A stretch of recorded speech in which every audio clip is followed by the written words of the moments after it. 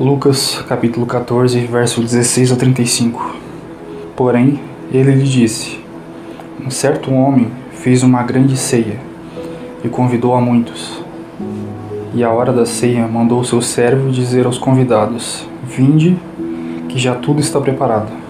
E todos a uma começaram a escusar-se, dizendo-lhe o primeiro: comprei um campo e importa ir vê-lo, rogo-te que me hajas por escusado.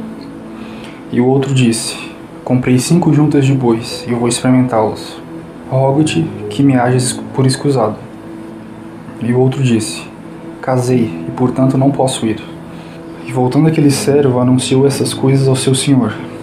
Então o pai de família, indignado, disse ao seu servo: saí depressa pelas ruas e bairros da cidade, e traze aqui os pobres e aleijados e mancos e cegos.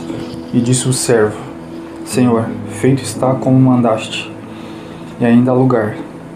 E disse o Senhor ao servo: saí pelos caminhos e valados, e força-os a entrar, para que a minha casa se encha. Porque eu vos digo que nenhum daqueles homens que foram convidados provará a minha ceia. Ora, ia com ele uma grande multidão, e voltando-se disse-lhe: se alguém vier a mim, e não aborrecer a seu pai, e mãe, e mulher, e filhos, irmãos, e irmãs, e ainda também a sua própria vida, não pode ser meu discípulo. E qualquer que não levar a sua cruz, e não vier após mim, não pode ser meu discípulo. Pois qual de vós, querendo edificar uma torre, não se assenta primeiro a fazer as contas dos gastos, para ver se tem com o que acabar? Para que não aconteça que depois de haver postos os alicerces, e não a podendo acabar, todos os que a virem comecem a escarnecer dele, dizendo: este homem começou a edificar e não pôde acabar. Ou qual é o rei que, indo à guerra a pelejar contra outro rei, não se assenta primeiro a tomar conselho sobre se com 10.000 pode sair ao encontro do que veio contra ele com 20.000? De outra maneira, estando o outro ainda longe, manda embaixadores e pede condições de paz. Assim, pois, qualquer de vós que não renuncia a tudo quanto tem, não pode ser meu discípulo. Bom é o sal, mas se o sal se degenerar, com que se há de salgar? Nem presta para a terra, nem para o monturo. Lança-o fora. Quem tem ouvidos para ouvir, ouça. Minhas perguntas para você são estas: você tem compromisso com o reino de Deus?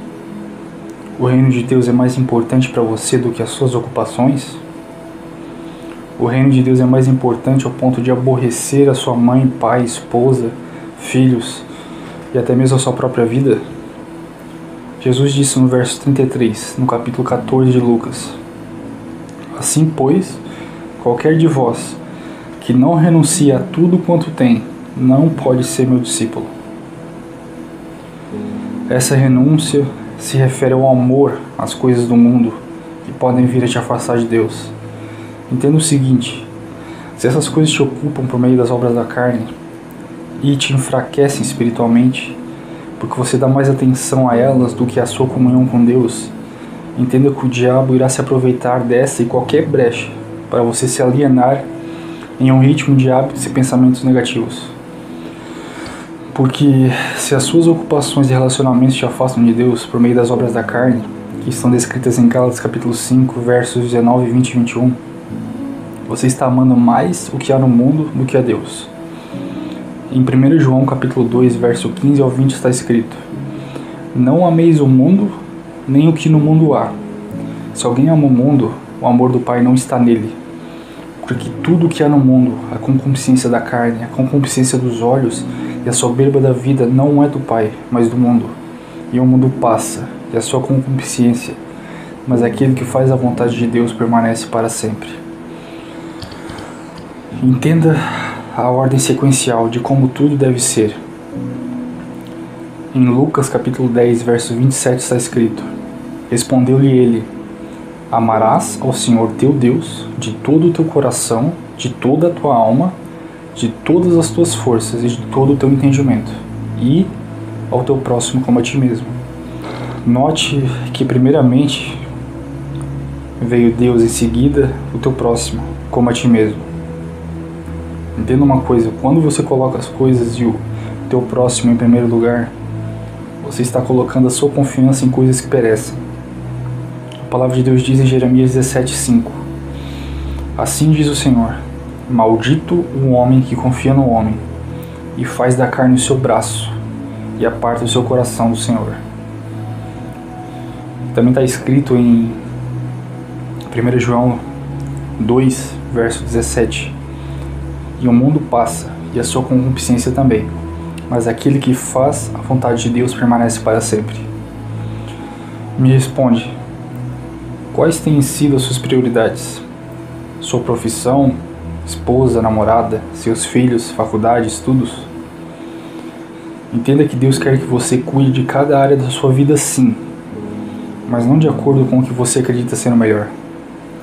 A palavra de Deus nos ensina em Mateus 6, verso 33: Mas buscai primeiro o reino de Deus e a sua justiça, e todas essas coisas serão acrescentadas.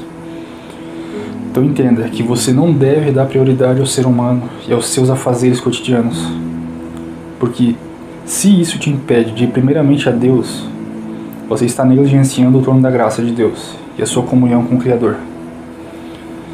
Digo e repito novamente, nos livros de Lucas, capítulo 14, verso 26 ao 27 está escrito: Se alguém vier a mim e não aborrecer ao seu pai, e mãe e mulher, e filhos, e irmãos e irmãs, e ainda também a sua própria vida, não pode ser o meu discípulo. E qualquer que não levar a sua cruz e não vier após mim, não pode ser o meu discípulo. Você sabe o porquê disso? Em Mateus capítulo 16, verso 25 está escrito: Porque aquele que quiser salvar a sua vida, perdê-la, e quem perder a sua vida por amor de mim, achá-la. Entenda que o Evangelho é renúncia. Quando você dá maior importância e ocupa o seu tempo com as coisas desse mundo, você estará querendo salvar a sua vida, querendo viver o que todo mundo vive. Você irá seguir rumo a um caminho que provavelmente conduzirá a ocupar a sua mente com coisas que te induzirão a se alienar por meio das obras da carne. E isso é tudo que o diabo precisa para conseguir dominar a tua mente. Principalmente se essas coisas te levarem a pecar. Se os teus relacionamentos te levam a cometer imoralidade sexual, isso irá te matar, irá matar teu espírito, e fará a sua carne se sobressair ao teu espírito. E a palavra de Deus nos ensina em Romanos, capítulo 8, versos 5 ao 8. Porque os que são segundo a carne inclinam-se para as coisas da carne, mas os que são segundo o Espírito, para as coisas do Espírito. Porque a inclinação da carne é morte, mas a inclinação do Espírito é vida e paz.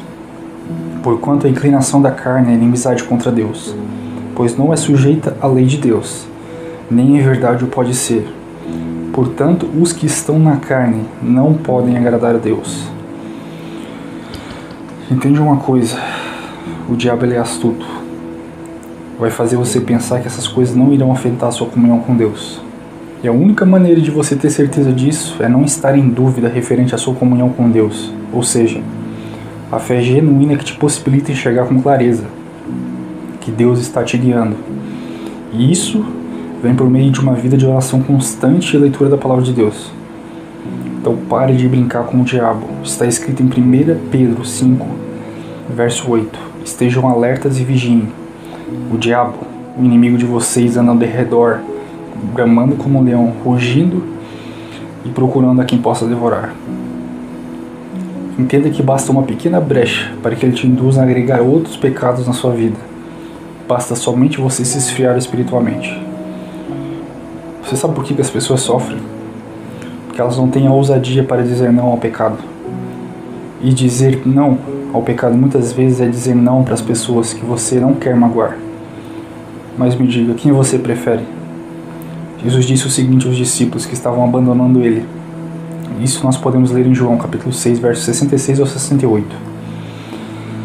Daquele momento em diante, muitos dos seus discípulos recuaram e não mais andaram com ele. Então Jesus interpelou aos 12: Vós também desejais ir embora? Mas Simão Pedro respondeu a ele: Senhor, Para quem iremos? Tu tens as palavras de vida eterna. Entenda que Deus nos deu um espírito de ousadia. Isso nós podemos ler em 2 Timóteo capítulo 1, verso 7. Porquanto Deus não nos concedeu o espírito de covardia, mas de poder, de amor e de equilíbrio. E somente você nutrindo a sua alma com o Espírito Santo de Deus, você vai ter essa ousadia para enfrentar tudo e todos. Pode se levantar qual tempestade for na sua vida. Se Jesus está no barco com você, olhe para Ele, não para a tempestade. Ele te levará em segurança até o destino. Mas isso requer uma vida de oração diária e meditação na palavra de Deus, para que você possa entender a boa e perfeita vontade de Deus, como está escrito em Romanos, capítulo 12, verso 2. E não vos conformeis com este mundo, mas transformai-vos pela renovação do vosso entendimento, para que experimenteis qual seja a boa, agradável e perfeita vontade de Deus. Deus te abençoe. Fique na paz.